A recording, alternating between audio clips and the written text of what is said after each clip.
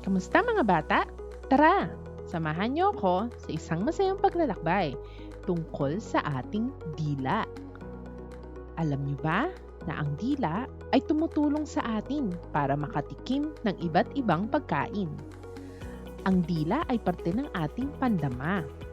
Kapag tayo ay kumakain, ito ay tumutulong para malaman kung matamis, maalat, maasim, mapait o maanghang ang ating pagkain.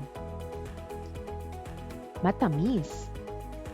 Ang matamis ay gaya ng candy, tsokolate, cake o hinog na mangga. Mga bata, anong paborito niyong matamis?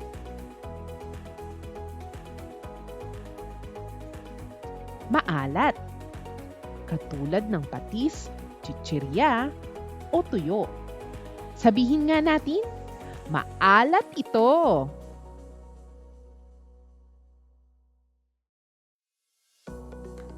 Maasim.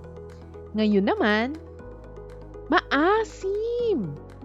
Tulad ng kalamansi, sampalok at suka. Gumawa tayo ng mukhang maasim.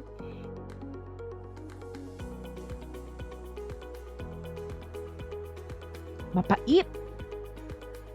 Gaya ng ampalaya o gamot. Hindi masarap. Pero minsan, kailangan natin ito. At ang panghuli, maanghang. Katulad ng sili.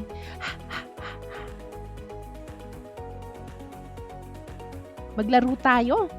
Hulaan nyo kung matamis, maalat, maasim, mapait o maanghang ang mga pagkain na ipapakita ko. Sili.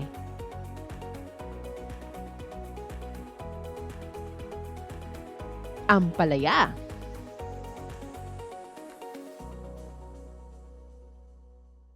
Cake.